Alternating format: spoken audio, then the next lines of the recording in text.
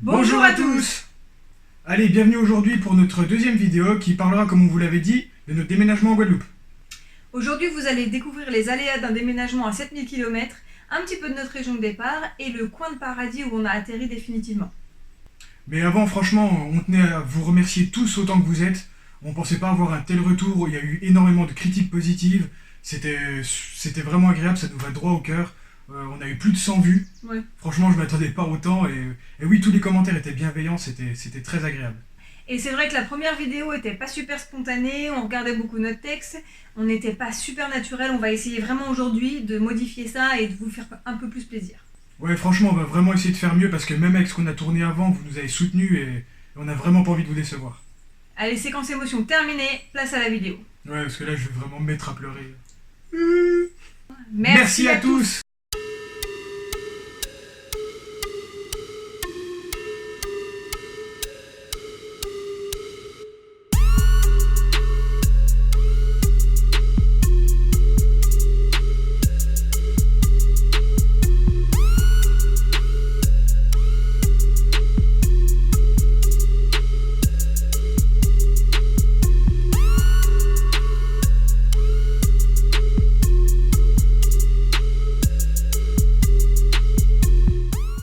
Alors au mois de juin, pour notre voyage de noces, on a décidé de venir le passer en Guadeloupe. On a passé 2 semaines vraiment exceptionnelles et on s'est vraiment rendu compte que je pense que c'était l'endroit où on avait vraiment envie de venir vivre et du coup on s'y est installé définitivement. Alors on habitait dans le Haut-Doubs avant. Un petit topo du Haut-Doubs, c'est 1 à 2 mètres de neige, 6 mois d'hiver, pas vraiment de rapport avec la Guadeloupe. Des températures très basses, de moins 15 à moins 20 degrés. Non, alors un peu plus sérieusement, qu'est-ce que c'est le Haut-Doubs? Donc le Haut-Doubs, c'est la partie montagneuse du département du Doubs en Franche-Comté. Il se trouve à la frontière suisse et il a pour point culminant le Mont d'Or qui est à 1463 mètres d'altitude. Et pour le point le plus bas, on est à peu près à 500 mètres d'altitude. La rivière du Doubs, elle prend sa source à Mout, à 945 mètres d'altitude. Sa longueur totale est de 453 km, dont 430 sur le territoire français. Au passage, on appelle Mout la Petite Sibérie, on y a recensé des températures exceptionnellement basses. Son record de température minimale, c'est moins 36,7 degrés Celsius. Et ça, c'était le 13 janvier 1968. Ça caille. Zazdrowia.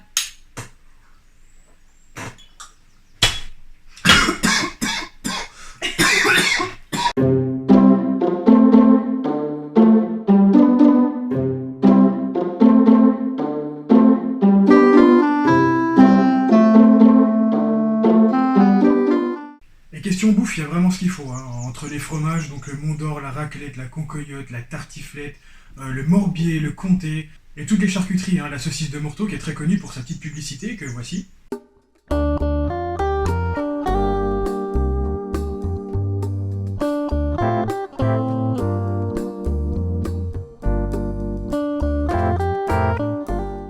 En gros, on fait du gras pour l'hiver et ça nous permet de tenir le froid. Mais on le perd pas en été. Ouais, c'est ça le problème. Voilà.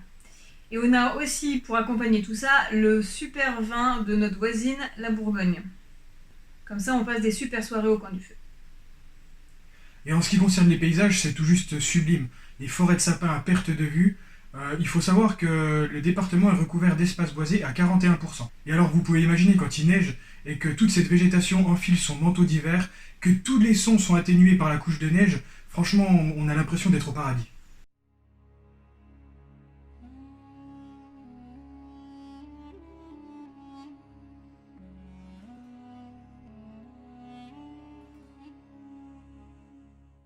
C'est encore plus magique quand on voit les maisons comtoises avec leur architecture typique organisées autour de l'église du village et leur clocher-comtois. Même si c'est ma région natale, j'ai jamais vraiment aimé le froid et franchement on n'est pas des fans de sport d'hiver. Hein. N'est-ce pas Choumi? Je cautionne pas du tout cette vanne. Alors quand on est venu en Guadeloupe au mois de juin, on est tombé amoureux et c'est là vraiment qu'on a décidé de venir y vivre. Alors petite parenthèse promo, tu peux t'abonner et cliquer sur la petite cloche pour continuer à nous soutenir. Alors la Guadeloupe c'est quoi? Et laisse un gros pouce bleu aussi. C'est bon? Oui, vas-y. Merci. Et notre Facebook et Instagram sont dans la description. Ça y est? Je peux reprendre? Pardon. Merci. Bon. Donc je disais, la Guadeloupe, depuis la réforme constitutionnelle du... Mais tu fais quoi? Mais dégage-moi ça! Ils ont C'est pour qu'ils compris. s'abonnent. Ils ont compris. Ok. Depuis la réforme constitutionnelle du 28 mars 2003, qui a supprimé les appellations DOM-ETOM, la Guadeloupe est devenue un département et région d'outre-mer portant le numéro 971. Elle est donc à la fois une région et un département d'outre-mer français, et elle constitue avec la Martinique et la Guyane les départements français d'Amérique. Alors comme on vous l'a déjà expliqué, la Guadeloupe c'est la Grande Terre et la Basse Terre.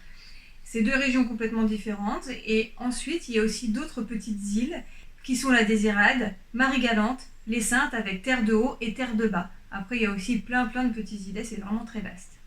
La Guadeloupe fait partie de l'Union européenne au sein de laquelle elle constitue une région ultra-périphérique. C'est ce qui lui permet de bénéficier de mesures spécifiques en tenant compte des caractéristiques et des contraintes particulières de la région. Elle se trouve dans les Caraïbes. Non mais sérieux, arrête. Pointe-à-Pitre est depuis 2007 l'unique sous-préfecture de la Guadeloupe. C'est ici que se trouve l'aéroport de Guadeloupe Pôle Caraïbes qui a été inauguré le 30 juin 2014. Alors la Basse-Terre est nommée Carouquera par les Amérindiens qui l'habitent, ce qui signifie donc l'île aux belles eaux en langage caraïbe.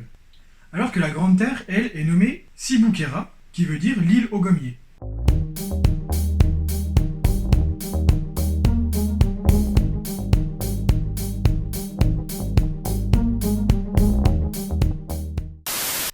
Et le bras de mer au centre, qui sépare donc l'île en deux, est nommé Aboukétoutou, qui veut dire détroit.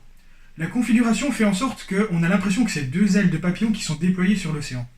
L'île va prendre le nom de Guadeloupe quand Christophe Colomb va y accoster le 4 novembre 1493.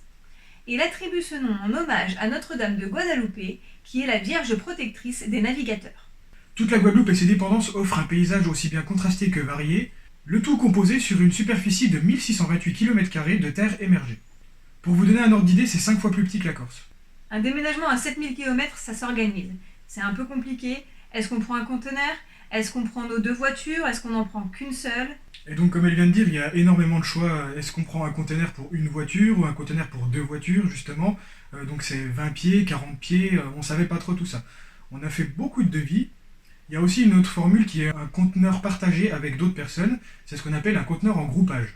Certaines personnes autorisent les voitures chargées, donc charger les effets personnels dans la voiture pour la mettre dans le conteneur. D'autres non. On ne sait pas vraiment s'il y a des règles. J'ai l'impression que c'était un peu au bon vouloir de chacun. Après avoir pesé le pour et le contre, on a bien regardé toutes les formules qui s'offraient à nous.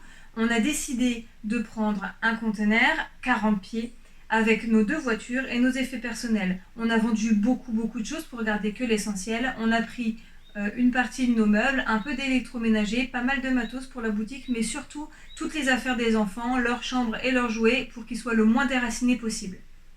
Et d'ailleurs, en parlant de matos pour la boutique, continuez à nous suivre, il y a un gros projet qui arrive très prochainement. Là. Donc on a fait plusieurs devis, notamment donc chez CMA-CGM, Longcourt, AGS, qui sont toutes des entreprises de déménagement. AGS, c'est plus une entreprise de déménagement qui traite le déménagement donc du point de départ au point d'arrivée. Tandis que Longcourt et CMA-CGM, c'est plutôt l'entreprise qui s'occupe de la traversée, donc la transatlantique. Et puis finalement, on a choisi Longcourt parce que CMA-CGM Longcourt se valait un petit peu au niveau tarif. Il y avait 30 € de différence. Et en tout, notre container nous a coûté à peu près 3000 €. On a eu pas mal de surprises au niveau des tarifs de douane et de frais de débarquement. Tout ça, c'était pas marqué dans le devis. Mais on a dû payer en supplément donc des frais de douane, des frais de débarquement et également un transporteur qui sort le container du port jusqu'à un parking pour pouvoir décharger le container. Parce que nous, en tant que particuliers, on n'a pas accès au port. Voilà, exactement. Niveau tarif, c'est vrai que ça peut vraiment aller du simple au double, voire même au triple, au quadruple. Ça peut partir de rien du tout pour envoyer juste un carton qui va partir en groupage. Et ça peut monter à 10 000, 20 000 € si on fait venir des déménageurs qui vont nous emballer les cartons. Voilà, c'est vraiment suivant le choix de chacun et suivant le besoin et les finances, bien sûr. Une fois que notre container est parti, il a fallu louer une voiture. Évidemment, les voitures étaient parties dans le container, on n'avait plus rien pour aller à l'aéroport. Alors là, on a dû louer vraiment quelque chose de très gros, parce que pour emmener notre berger allemand, le chat, les deux enfants, nos 4 énormes valises, nos 4 bagages à main, sans compter les petits sacs à main et les petits sacs à dos, il fallait prendre au moins un minibus 9 places. Donc c'est ce qu'on a fait. Et on est arrivé, on a pris notre camion en location à Mulhouse et on l'a déposé directement à l'aéroport. On n'a pas eu besoin de faire des va-et-vient avec ce camion. On est passé par la société Sixt pour la facilité des deux agences, donc à Mulhouse et à Paris. Et puis ça a vraiment été à la hauteur de nos attentes. Donc je tiens à préciser, c'est pas du tout une opération sponsorisée, mais par contre le patron de Sixt, si tu vois cette vidéo, envoie le petit chèque, ça fait plaisir.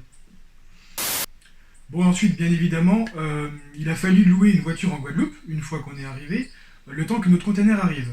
Et donc à ce moment-là, on est passé donc par l'Ocapi, et c'est Thomas qui s'est occupé de nous. C'est une petite entreprise familiale qu'on tient vraiment à remercier, parce que justement, on n'avait aucune certitude sur la date d'arrivée du container, et ils ont été super souples. La voiture était de très bonne qualité, donc on a pu rallonger le contrat et un petit peu réduire, parce qu'on a dû décaler notre voyage. Enfin voilà, ils ont été vraiment très compréhensifs, et c'est vraiment des gens super.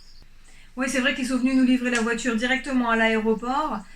Et puis, il y avait les sièges auto qui étaient de très bonne qualité et de très bonne marque. Franchement, c'est les yeux fermés qu'on vous envoie chez eux. D'ailleurs, on vous met le lien de leur Facebook dans la description.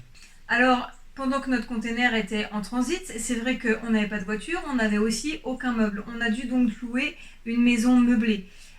On est passé par Le Bon Coin, on a trouvé une annonce de location saisonnière. On a ensuite réussi à s'arranger avec la propriétaire. Elle n'a pas l'habitude de prendre des gens sur du long terme comme ça. On a voulu louer la maison sur 3 mois. Et donc, elle a accepté de nous louer à un prix assez correct. Donc, on s'est retrouvés dans une maison avec tout ce dont on avait besoin, meublée et tranquille, en attendant l'arrivée de notre conteneur au port de Pointe-à-Pitre. Donc voilà, oui, on a loué pendant 3 mois un meublé, le temps que notre container arrive, mais surtout le temps qu'on fasse un petit peu le tour de l'île, qu'on discute avec les gens pour savoir où est-ce qu'on pourrait implanter donc notre fameuse boutique, que vous découvrirez donc dans les prochaines vidéos. Alors Sainte-Rose, qu'est-ce que c'est? C'est une petite commune de 20 000 habitants environ, qui se trouve sur Basse-Terre. Donc Basse-Terre qui est à l'ouest. Elle fait 848 km², elle est très montagneuse et recouverte totalement d'une dense forêt tropicale du nord au sud. C'est là qu'on retrouve toutes les cascades, les rivières et les plus beaux endroits d'eau douce de la Guadeloupe. Alors Basse-Terre, c'est une partie de la Guadeloupe qui est volcanique. Il y a le volcan qui s'y trouve qui s'appelle la Soufrière, qui est à 1467 mètres d'altitude. C'est la plus haute altitude des Petites Antilles. Comme dans la plupart des îles volcaniques, on y trouve beaucoup de plages de sable noir et de sable roux. Donc pour en revenir à notre conteneur, maintenant on va parler de l'instant où il est parti. Alors il est arrivé par camion le 3 janvier, vraiment devant notre maison. Il a été apporté donc comme je disais sur un camion. Donc là je tiens à remercier énormément nos amis et notre famille qui nous ont aidés à tout charger notre maison dans le conteneur, parce qu'on était limité au niveau du temps, on n'avait que 3 heures pour charger. C'était un vrai Tetris. Pardon, c'était un vrai Tetris. Une fois le conteneur chargé, il est plombé par le chauffeur du camion qui nous donne un numéro de plomb pour vérifier que ce soit bien le même plomb à l'arrivée et qu'il n'ait pas été ouvert. Alors le conteneur il est parti au port d'Anvers en Belgique sur le fleuve de l'Escaut en péniche. Ensuite il est chargé sur un cargo pour traverser la mer du Nord entre la France et la Grande-Bretagne et ensuite l'océan Atlantique. Le trajet en cargo dure à peu près 3 semaines. Ok, désolé, on a pas mal contribué à l'émission de gaz à effet de serre et notre empreinte carbone n'est pas des moindres sur ce trajet. Avec toute la manutention du conteneur, le trajet aura duré un peu moins d'1 mois. On l'a récupéré enfin le 25 janvier après avoir réglé tous les papiers de débarquement et de douane. Et bien évidemment, quand on l'a récupéré, on était encore dans notre maison meublée. On a dû mettre la totalité du conteneur dans notre maison meublée, ça donnait ça. Heureusement, ça n'a pas duré longtemps. Ensuite, on a trouvé une petite maison de 4 chambres au calme à Sainte-Anne. Franchement, on a eu vraiment de la chance sur ce coup-là. Après avoir discuté avec tout le monde et après avoir pesé le pour et contre, on a décidé de s'installer donc à Sainte-Anne. On a choisi cet endroit-là pour le secteur. On voulait intégrer la boutique entre Sainte-Anne, Gosier ou Saint-François. C'était notre premier choix. Donc on a trouvé Sainte-Anne et c'est un peu la ville touristique avec son marché, ses plages familiales qui sont plutôt de type lagon, sans vagues. C'est vraiment l'endroit touristique où tout le monde passe. Il y a beaucoup de stations balnéaires qui se trouvent aussi ici. Sainte-Anne, c'est une petite ville de 24 000 habitants qui est sur la Grande Terre. Et la Grande Terre, elle, qui est à l'est, fait 588 km². Approximativement, c'est un triangle de 40 km de côté. Elle est faite d'une plaine bordée d'une mangrove au sud-ouest, d'une succession de mornes au centre qui s'appelle les Grands Fonds, et d'un plateau aride dentelé de roches sauvages au nord. On a trouvé une petite école pour les enfants, ils se sont très bien adaptés, tout le monde était très accueillant, et l'intégration s'est faite tout à fait naturellement. Après presque 3 mois de vacances un peu forcées pour notre fils de 4 ans, c'est vrai qu'on avait un petit peu peur que l'intégration se fasse difficilement et la reprise à l'école soit un petit peu raide. Finalement, il s'est vraiment adapté, il a adoré son nouveau lieu de vie, il adore sa nouvelle école et ses copains. Tout le monde vraiment a été parfait pour pouvoir nous intégrer le mieux possible. Parlons un peu armoirie. Le drapeau guadeloupéen, c'est un soleil jaune sur des cannes à sucre, le tout sur un fond noir. Au-dessus, on peut retrouver le petit bandeau bleu avec les 3 fleurs de lys jaunes qui fait référence à l'Ancien Régime. Ce drapeau était arboré sur tous les navires venant de Guadeloupe ou se dirigeant vers la Guadeloupe. Bien évidemment, il n'est pas officiel et il est non avalisé par les autorités compétentes. Le logo régional officiel, c'est ça. Les cannes à sucre y figurent parce que c'était les principales ressources de l'archipel. Le soleil qui fait référence aux conditions climatiques et le fond noir qui représente le fondement africain du peuplement de la Guadeloupe. Alors justement, le soleil qui fait référence aux conditions climatiques. Parlons un petit peu de conditions climatiques. Il fait chaud. Il y a tout d'abord une saison sèche qui est appelée carême, elle va de janvier à juin. Et une saison humide, dite hivernage, qui s'étale, elle, de juillet à décembre. Il n'y a pas beaucoup de différence entre les mois les plus chauds et les mois les plus froids. Au plus chaud, entre 25 et 32, et au plus froid, entre 23 et 29. Alors il faut savoir que sur l'archipel, le contraste entre la basse terre et la grande terre, et toutes ces différences au niveau géographie, entraînent un climat vraiment spécifique sur chaque côté de l'île. La grande terre, qui est un plateau calcaire, connaît beaucoup plus de sécheresse. Alors que dans le même temps, le relief perpendiculaire au flux désalisé de la basse terre régule le régime des pluies. Et accrochez-vous bien, roulement de tambour. L'eau de la mer est en moyenne à 28 degrés.